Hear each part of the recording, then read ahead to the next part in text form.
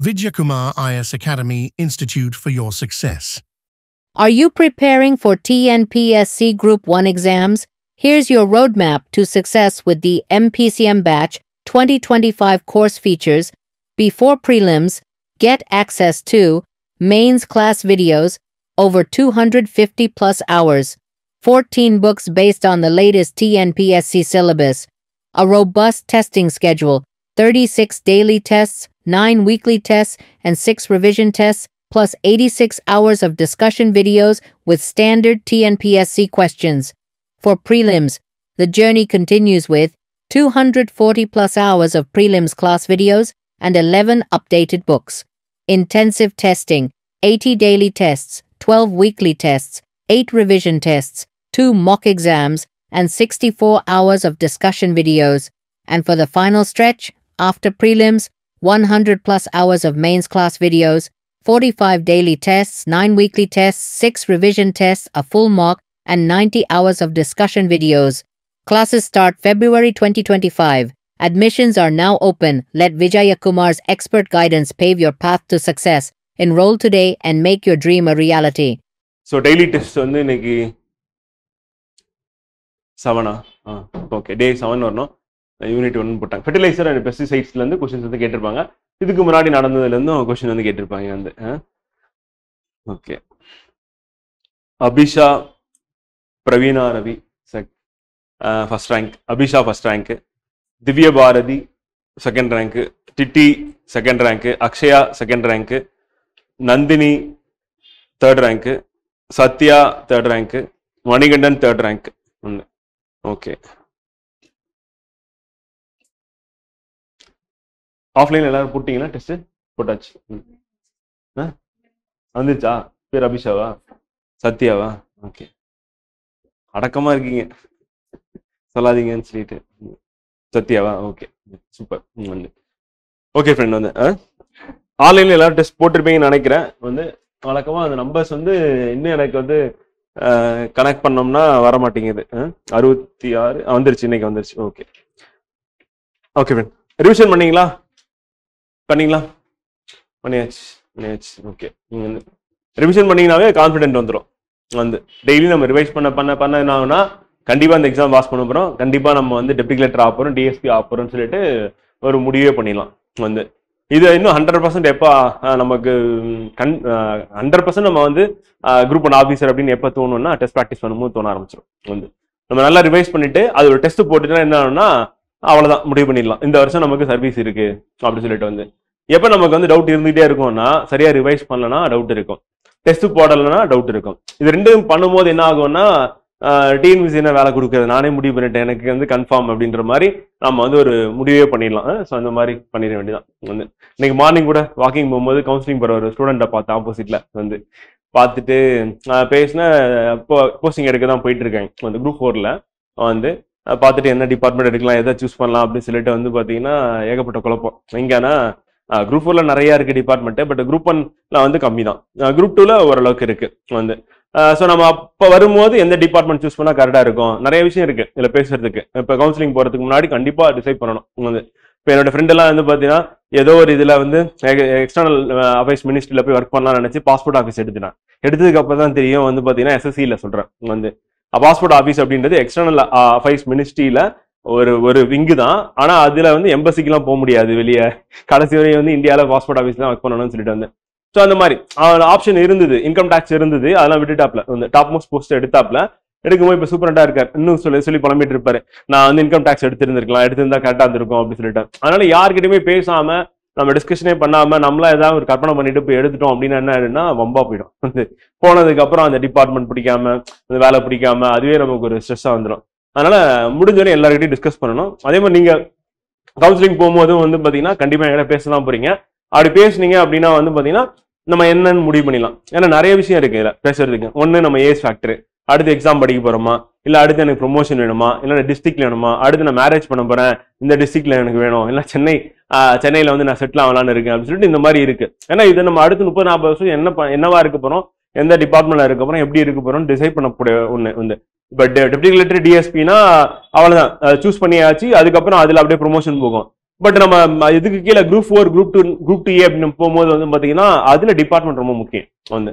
ஏன்னா நம்ம அதை கரெக்டா நம்ம சூஸ் பண்ணலாம் அப்படின்னா நமக்கு ப்ரொமோஷன்ல இருந்து அப்புறம் வந்து நம்ம டிரான்ஸ்ஃபர் வாங்க முடியுமா வாங்க முடியாதான் அப்படின்றது ஏகப்பட்ட ப்ராப்ளம் வந்து இருக்கு வந்து. ஸோ அதனால அதுக்கு தகுந்த மாதிரி பார்த்து கரெக்டா நீங்க என்னவா இருக்குன்னு நினைக்கிறீங்க அப்படின்னு சொல்லி முடிவு பண்ணிட்டு அதை சூஸ் பண்ணோம்னா கரெக்டா இருக்கும் வந்து. ஸோ அந்த மாதிரி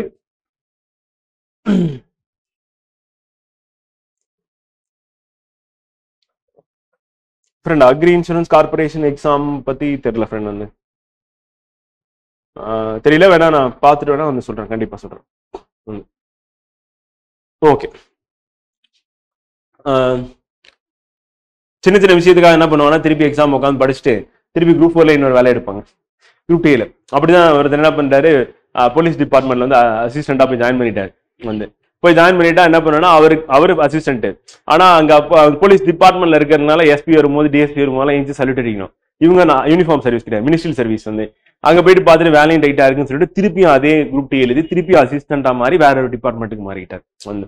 ஸோ அந்த மாதிரி நிறைய பேர் இருக்காங்க. அக்ரிகல்ச்சர்ல ஜூனியர் ரெஸ்டாரண்டா ஜாயின் பண்ணியிருப்பாங்க, திருப்பியும் குரூப் 4 எக்ஸாம் எழுதி ரெவென்யூல ஜூனியர் ரெஸ்டாரண்டா போனா எனக்கு ப்ரொமோஷன் கிடைக்கும் அப்படின்னு சொல்லிட்டு திருப்பி எக்ஸாம் எழுதி அதே எக்ஸாம் ஆனா அதே ஜூனியர் ரெஸ்டாரண்ட் வேற ஒரு டிபார்ட்மெண்ட் அந்த மாதிரி மாறுற மாதிரி இருக்கு. ஸோ அதுக்காக சொல்ல வந்தேன், ஒரு அவேர்னஸ்க்காக சொல்ல வந்தேன். நீங்களும் அந்த மாதிரி ஏதாவது பண்ணிடாதீங்க, சொல்லாம இல்லாம கவுன்சிலிங் போயிடாதீங்க. அதை நான் நிறைய பேர்கிட்ட விசாரிச்சுட்டு போனீங்கன்னா கரெக்டா இருக்கும் வந்து எதை நம்ம சூஸ் பண்ணணும் சொல்லிட்டு. ஸோ நம்ம கொஸ்டின் டிஸ்கஷன் பார்த்துடலாம் ஃப்ரெண்ட் வந்து.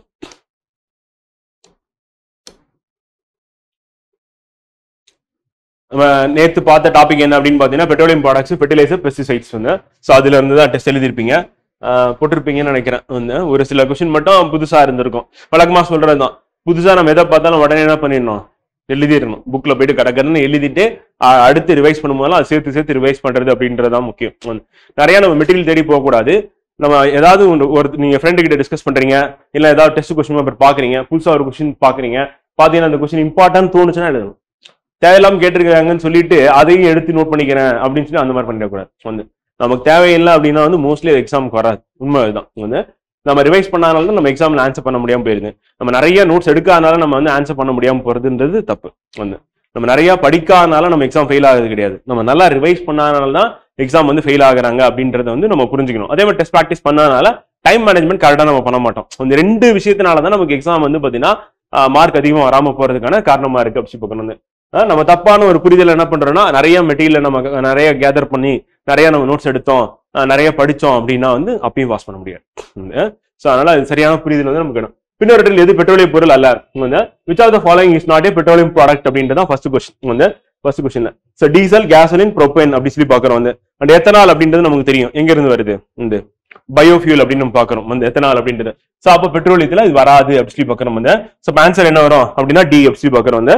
ஸோ இது எதுக்கு யூஸ் ஆகுது அப்படின்னு வந்து பார்த்தீங்கன்னா it is used as a solvent in the manufacture of the organic compounds and as additive to automobile add பண்றாங்க அப்படி பிளண்ட் பண்றாங்க. நம்ம 20% வந்து ஆட் பண்ணணும் அப்படின்றாங்க. காரணம் என்ன அப்படின்னா வந்து பாத்தீங்கன்னா இம்போர்ட் பண்றதை குறைக்கணும் அப்படின்றதுக்காக கவர்மெண்ட் வந்து எடுத்திருக்க ஒரு ஸ்டெப்பா வந்து இருக்கு அப்படி பார்க்கணும் வந்து. அடுத்து second question, petroleum is commonly referred to as a dash due to its high value of and importance. Petroleum அதன் உயர் மதிப்பு மற்றும் முக்கியத்துவம் காரணமாக பொதுவாக டேஷ் என குறிப்பிடப்படுகிறது அப்படின்றது. பெட்ரோலியம் அப்படின்றது வந்து என்ன சொல்லலாம், கருப்பு தங்கம் அப்படின்னு சொல்லி சொல்லுவாங்க, ஹை வேல்யூனால பிளாக் கோல்டு அப்படின்னு சொல்லிட்டு. ஏன்னா மார்க்கெட்ல எப்பவுமே அதுக்கு வந்து டிமாண்ட் இருந்துட்டே இருக்கு அப்படி பார்க்கணும். ஆட்டோமொபைலா இருக்கட்டும், இண்டஸ்ட்ரிங்கா இருக்கட்டும், குக்கிங்கா இருக்கட்டும், எல்லாத்துக்குமே நமக்கு என்ன தேவைப்படுதுன்னா பெட்ரோலியம் வந்து தேவைப்படுது அப்படி பார்க்கணும். ஸோ அப்ப the term petroleum commonly denotes liquid form of crude oil அப்படி பார்க்கணும். What is the main component of gasoline யா பெட்ரோலியம் ப்ராடக்ட். பெட்ரோலிய பொருளான பெட்ரோலின் முக்கிய கூறு எது அப்படின்றது வந்து. ஸோ இதை வந்து நமக்கு திருப்பி திருப்பி கேட்டுட்டே இருக்காங்க வந்து. டிஎன்பிசியில மட்டும் ஒரே வருஷத்துல வந்து பாத்தீங்கன்னா இந்த ஆக்டேன் சிடேன் மட்டுமே வந்து பாத்தீங்கன்னா 5 தடவை கேட்டாங்க வந்து. லாஸ்ட் இயர் அதுக்கு முன்னாடி வருஷமும் சேர்த்து. திருப்பி திருப்பி ரிப்பீட் ஆகுது, சிம்பிள் தான் வந்து. சோ அப்ப பெட்ரோலியம் அப்படின்றது வந்து பாத்தீங்கன்னா அதனுடைய முக்கிய கூறு பொருள் என்னன்னா ஆக்டேன் அப்படி சொல்லி சொல்லுவாங்க. சோ ஆக்டேன் அப்படின்றது என்ன அப்படின்னா அதனுடைய கெமிக்கல் ஃபார்முலா எழுதிக்கோங்க வந்து. ஆக்டேன்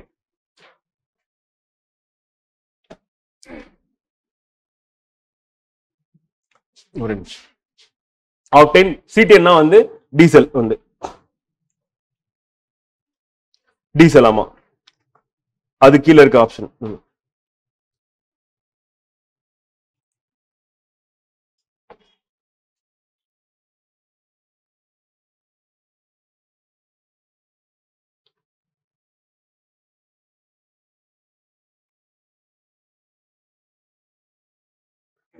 C8 H18 ஆக்டைன் வந்து C8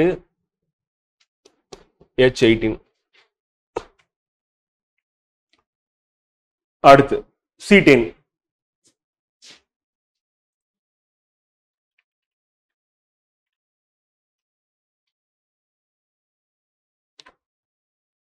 C16 H34.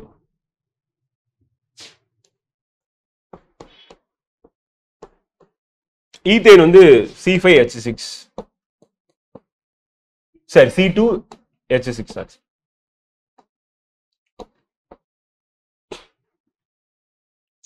மீத்தேன் உங்களுக்கு தெரியும் CH4. சோ அப்ப C10 அப்படின்றது எதுக்குன்னா டீசலுக்கு வந்து, ஆக்டேன் வந்து பெட்ரோலுக்கு. இது ரெண்டுமே வந்து நம்ம திருப்பி கேட்டுட்டே இருக்காங்க வந்து. ஸோ அந்த நம்பர் வச்சு என்ன சொல்றாங்க அப்படின்னா, அந்த ஃபியூல் எந்த அளவுக்கு வந்து எஃபிஷியன்ட்டா இருக்கும், அதை நம்ம யூஸ் பண்ணோம்னா எந்த அளவுக்கு எனர்ஜி வரும் அப்படின்றத அந்த நம்பர் வச்சு கால்குலேட் பண்ணுவாங்க வந்து. Which are the following is not an insecticide. பின்னொற்றில் எது பூச்சிக்கொல்லி அல்ல அப்படின்றதான் வந்து கொஸ்டின் வந்து. ஸோ DDT நமக்கு தெரியும் வந்து, அண்ட் ஆல்ட்ரின் அண்ட் BHC அப்படின்னு மூணுமே என்ன அப்படின்னா பூச்சிக்கொல்லி எப்படி பார்க்குறோம் வந்து.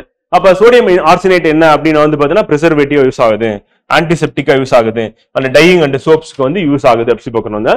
ஸோ இதை அப்படியே ஆட் பண்ணி எழுதிக்கோங்க வந்து. அப்ப பூச்சிக்கொல்லி அப்படின்றது எது அப்படின்னா DDT, ஆல்ட்ரின் அண்ட் BHC அப்படி பார்க்குறோம் வந்து.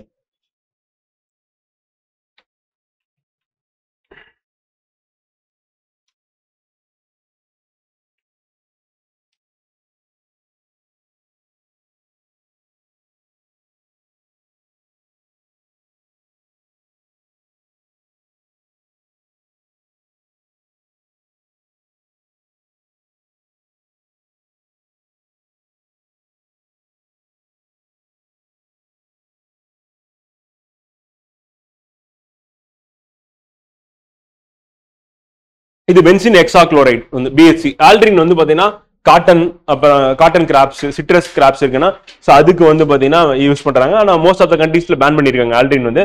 பென்சின் ஹெக்ஸாக்ளோரைடு அப்படின்றது வந்து பாத்தீங்கன்னா BHC வந்து. சோடியம் ஆர்சனைட் அப்படின்றது வந்து நமக்கு ஆன்டிசெப்டிக் அப்சர்வ்னா ப்ரிசர்வேட்டிவா யூஸ் ஆகுது அப்படி பார்க்கறோம் வந்து. அவ்வளவுதான். பென்சின் ஹெக்ஸாக்ளோரைடு.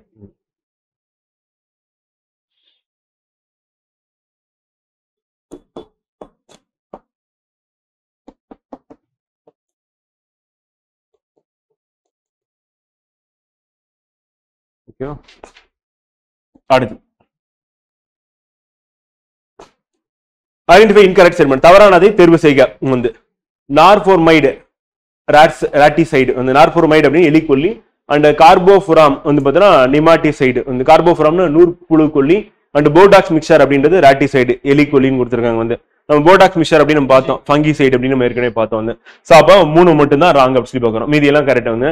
ஸோ இப்போ என்ன பண்றீங்க அப்படின்னா வந்து நார்ஃபோமைடு அப்படின்னு நம்ம ஏற்கனவே பார்த்தது தான் நினைக்கிறேன். அந்த காராபுராம் அப்படின்றது நூற்புழு கொல்லி அப்படின்றத ஆட் பண்ணிக்கோங்க, புக்ல எழுதிக்கோங்க, அது வந்து அடிஷனலா எழுதிக்கோங்க வந்து. ஆன்சர் வந்து B. அடுத்து 6th question, which one is not nitrogen fertilizer? கீழே இருந்து எது நைட்ரஜன் உரம் அல்ல அப்படின்றது வந்து. So ammonium sulphate, urea and CAN, so N அப்படின்றது வருது. ஸோ அப்போ அதுல வந்து நைட்ரஜன் இருக்க அடிச்சுக்கணும். எது இல்லை அப்படின்னா வந்து ஜிப்சம் வந்து கிடையாது அப்படி பார்க்கணும். ஸோ அப்போ நைட்ரஜன் உரம் அல்ல அப்படின்னா வந்து பார்த்தீங்கன்னா ஜிப்சம் கிடையாது அப்படி சொல்கிறோம். And gypsum is the mineral, அந்த non toxic, and consist of water, calcium sulphate and attach to, அதெல்லாம் வேண்டியல. ஆனா நைட்ரஜன் கிடையாது மட்டும் தெரிஞ்சா போதும். கால்சியம் சல்ஃபேட்னா CaSO4 அப்படி சொல்லி பார்க்கணும் வந்து. So calcium sulphate and water அப்படின்னும் போது ஆஃப் H2O வரும்னு நினைக்கிறேன் வந்து. 2H plus operation.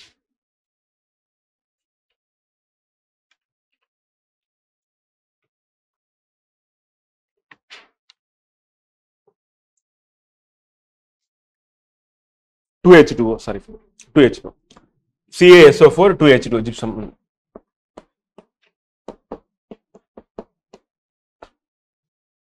அடுத்து கால்சியம் இருக்குன்னு தெரிஞ்சுக்கிட்டா போதும், நைட்ரஜன் கிடையாதுல. பொறுத்துக்க, கார்பன் டை ஆக்சைடு அப்படின்னா குளோபல் வார்மிங் போட்டுடலாம் வந்து. நைட்ரேட் இன் ட்ரிங்கிங் வாட்டர் அப்படின்னா ப்ளூ பேபி சிண்ட்ரோம் வந்து ஏற்கனவே நம்ம எங்கேயோ பார்த்துருக்கோம். அண்ட் பெஸ்டிசைட் ரெசிடியூஸ் அப்படின்னும் போது வந்து அப்படியே பயோ மேக்னிஃபிகேஷன் வந்து நடக்கும் அப்படி சொல்லி பார்க்குறோம் வந்து. அடுத்தடுத்த லெவலில் போகும்போது லோயர் லெவலில் வந்து ரொம்ப கம்மியாக இருக்கும். ஸோ அதை வந்து அடுத்தடுத்த லெவலில் வந்து இந்த ஃபுட் செயினில் இல்லை ஃபுட் வெப்பில் வந்து பார்த்தீங்கன்னா ஈட்டிங் சாப்பிடும் போது வந்து என்னன்னா மேலே போகும்போது அதிகமாயிடும் அப்படி பார்க்கணும். ஆனால் நைட்ரஜன் டை ஆக்சைடு அப்படின்றது ரெஸ்பிரேட்டரி டிசார்டராக வந்து மாறுது. ஸோ அப்போ நமக்கு ஆப்ஷன் என்ன அப்படின்னு பார்த்தீங்கன்னா 2143 டி. அடுத்து 8th கொஸ்டின். இது நம்ம நேற்று கிளாஸ்ல பார்த்ததுதான். Stem and leaf cutting insects are controlled by spraying. ஒன்று தண்டு மற்றும் இலை வெட்டும் பூச்சிகள் பின்வரும் எதை தெளிப்பதன் மூலம் கட்டுப்படுத்தப்படுகிறது அப்படி பார்க்கிறோம். குளோரோபைராபஸ் அப்படின்றது வந்து ரூட் கட்டிங் வந்து. ஸோ அப்போ இது வராது, ஒன்று வராது வந்து. லிண்டேன், மேலத்தியன், தியோடன் அப்படின்றது வந்து பார்த்தீங்கன்னா ஸ்டெம் அண்ட் லீஃப் ரெண்டுமே வந்து அப்படி பார்க்கிறோம். ஸோ ஆப்ஷன் வந்து 2, 3 and 4 அப்படி பார்க்கிறோம். Insecticides that act as a nerve poison. நரம்பு நஞ்சாக செயல்படும் பூச்சிக்கொல்லி எது அப்படின்றத பார்த்தோம் வந்து. ஸோ மேலத்தியன் அப்படின்னு சொல்லி நம்ம பார்த்தோம். நர்வ் பாய்சனா வந்து ஆக்ட் ஆகுது.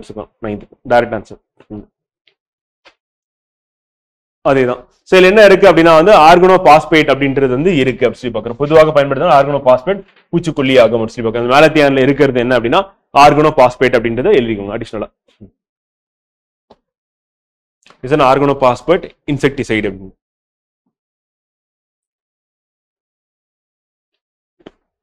அடுத்து which of the following are pesticides? கீழ்கண்டவையில் பூச்சிக்கொல்லி எவை அப்படின்றதா வந்து கொஸ்டின்.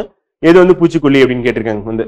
ஸோ இதுல கொடுத்துருக்க வந்து மெத்தாக்சிக்ளோர் வந்து இதுவும் பூச்சிக்கொல்லி தான் வந்து. ஹெப்டாக்ளோர் அப்படின்னா அதுவும் பூச்சிக்கொல்லி வந்து.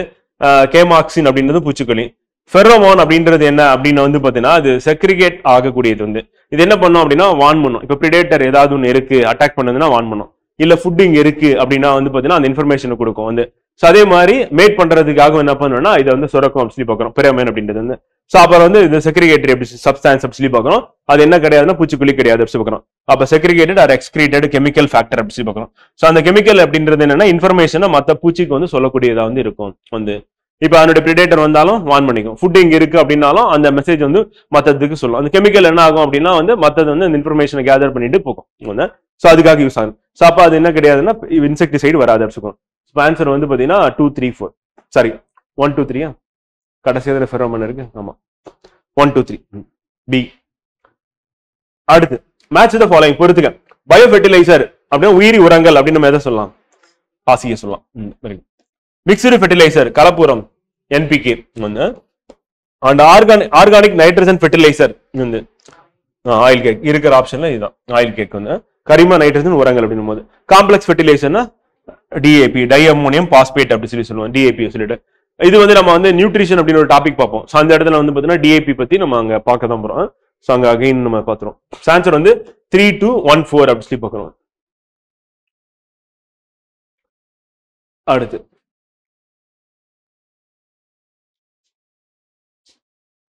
Pradhan Mantri Fasal Bima Yojana was launched on. Pradhama Mantri Fasal Bima Yojana எப்போது தொடங்கப்பட்டது அப்படின்றதான் வந்து கொஸ்டின் வந்து.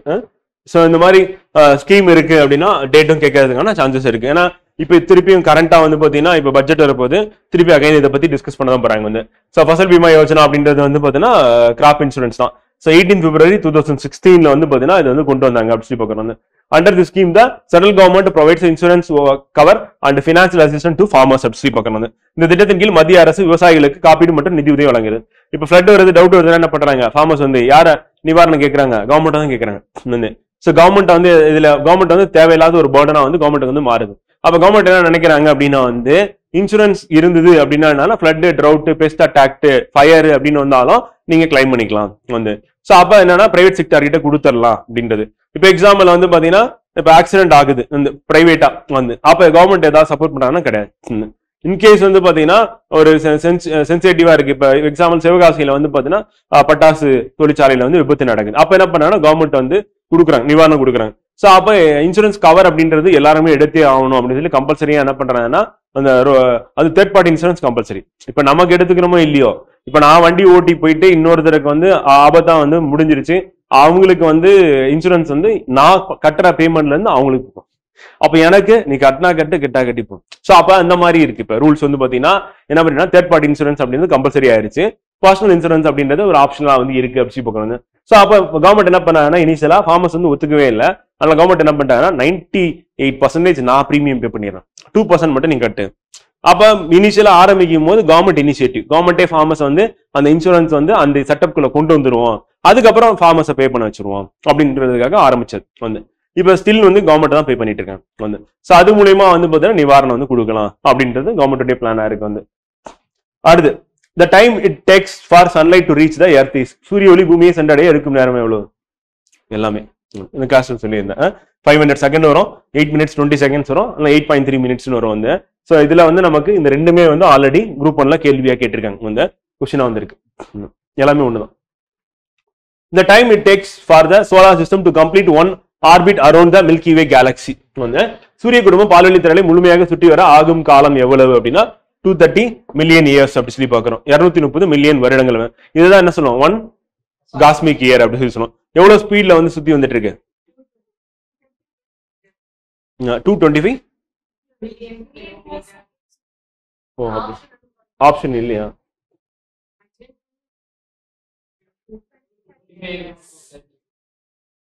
சரி அது ஓகே சரி இப்போ நம்ம பெஸ்ட் மேட்ச் தான் போற மாதிரி இருக்கும் இது புக்ல இருந்து எடுத்திருக்காங்க 230 சொல்லி நம்ம பண்ணலாம் அதுவும் புக் தான் இந்த புக்லயே வந்து ரவுண்ட் அப் பண்ணி கொடுத்துருக்காங்கன்னு வச்சுக்கோங்க இல்ல சன்னோட அந்த வெலாசிட்டி எவ்வளவு ஸ்பீட்ல சுத்தி வருதுன்னு கேட்கிறேன் பர் செகண்ட்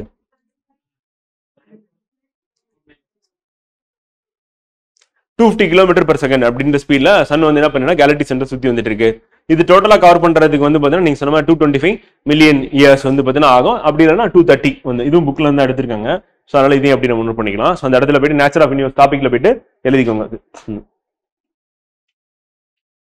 அடுத்து which are the following inert gases 2 electrons in the outermost shell வந்து ஹீலியம் தான் நமக்கு தெரியும் ஸோ அப்போ ஹீலியம் அப்படின்றது வந்து பார்த்தீங்கன்னா outermost shell ஹீலியம் அடுத்து என்ன இருக்கு ஹீலியம் நியான் நியான் வந்து அதோட அட்டாமிக் நம்பர் என்ன 10 கால்குலேஷன் தான் அப்படி 2 அப்புறம் 8 அப்புறம் ஸோ இந்த நம்பர் தான் ஸோ அப்போ நியான் அப்படின்றது வந்து பார்த்தீங்கன்னா நம்ம பீரியாடிக் டேபிள்ல இந்த கடைசியில் ஃபர்ஸ்ட் ஹீலியம் இருக்கும் ஸோ அதுக்கடுத்து நியான் இருக்கும் ஒன்று ஸோ அப்போ ஃபர்ஸ்ட் 2 அப்படின்னும் போது இது முடியும் போது 2ல முடியும் அப்போ 8 அப்படின்னும் போது 8ல முடியாது 2 + 8னா 10 அந்த கால்குலேஷன் போட்டீங்கன்னா சொல்ல போறீங்க அப்படியே ஸோ அப்போ ஹீலியம் அப்படின்றது இன்னர் கேஸ் அப்படின்னு நம்ம தெரியும் that as 2 electrons in the outermost shell அப்படி சொல்லி பார்க்குறோம் ஹீலியம் அடுத்து main site of different types of வந்து செல்லுலார் ஆக்டிவிட்டிஸ் வந்து பல்வேறு வகையான செல்லுலார் செயல்பாடுகளில் முக்கிய தளம் எது அப்படின்னா சைட்டோபிளாசம் தான் வந்து எல்லாமே வந்து நடக்கக்கூடிய இடமா வந்து சைட்டோபிளாசம் இருக்கு அப்படி சொல்லி பார்க்குறோம் முட்டையோட வெள்ளக்கரு அப்படின்னு பார்த்தோம் வந்து ஆர்கானல்லஸ் எல்லாமே எங்க இருக்கு அப்படின்னா சைட்டோபிளாசம் தான் இருக்கு மோஸ்ட்லி எங்க தான் இருக்கு வந்து ஸோ நியூக்ளியஸ் அப்படின்னு எடுத்துட்டோம்னா நியூக்ளியஸ்ல இந்த DNA RNA nucleolus plus ribosome இருக்கும் பிளஸ் நியூக்ளிக் ஆசிட் அப்படின்றது இருக்கும் அப்படின்னு நம்ம ஏற்கனவே பார்த்ததான் வந்து என்சைம் இன்வால்வ்ட் என்ன அன்வைண்டிங் ஆஃப் டிஎன்ஏஸ் டிஎன்ஏவை 2 இலைகளாக பிரிப்பதில் ஈடுபடும் நொதியாது நம்ம ஜெனடிக்ஸ்ல பார்க்க தான் போறோம் முன்னாடியே தெரிஞ்சிருந்தா மேபி 2ஆ பிரிக்கிறது எது பிரிக்கும் வந்து டிஎன்ஏ ஹெலிகேஸ் அப்படி சொல்லி சொல்லுவோம் வந்து பார்த்தீங்கன்னா இது வந்து 2ஆ பிரிக்கிறது வந்து ஒட்டுறது லீகேஸ் அவ்வளவுதான் ஸோ அப்போ ஒட்டுறதுக்கு எது தேவைப்படுது அப்படின்னா வந்து பார்த்தீங்கன்னா பேஸ்ட் அப்படி சொல்லி சொல்லலாம் வந்து ஸோ பேஸ்ட் அப்போ அது என்ன சொல்லலாம் அப்படின்னா சிசர்ன்னு சொல்லலாம் கட் பண்றது அப்படி சொல்லிட்டு வந்து அப்போ எலிகேஸ் வந்து சிசராகவும் லீகேஸ் வந்து பார்த்தீங்கன்னா பேஸ்டாகவும் இருக்கு அப்படி சொல்லி பார்க்குறோம் வந்து இது குருஷியல் ரோல் வந்து ஜெனடிக் இருக்குல்ல அந்த டெக்னாலஜி இருக்கு பயோடெக்னாலஜி இருக்குல்ல ஸோ அது முக்கியமான ரோல் வந்து பிளே பண்ணி வச்சுக்கணும் which are the following elements are liquid at standard temperature and pressure பின்வரும் எந்த தனிமம் நிலையான வெப்பநிலை மற்றும் அழுத்தத்தில் திரவமாக இருக்கும் மெர்க்குரி அது நிலையான வெப்பநிலை ரூம் டெம்பரேச்சர் அது 30 இல்ல 25 0 டிகிரி செல்சியஸ் அப்ப 0 டிகிரி செல்சியஸ் அப்படின்னு நம்ம எடுத்துட்டோம் அப்படின்னா வந்து பாத்தீங்கன்னா மெர்க்குரி அண்ட் புரோமின் வந்து இது வந்து பாத்தீங்கன்னா அதான் நிலையான வெப்பநிலை அப்படி சொல்லுவோம் அண்ட் அழுத்தம்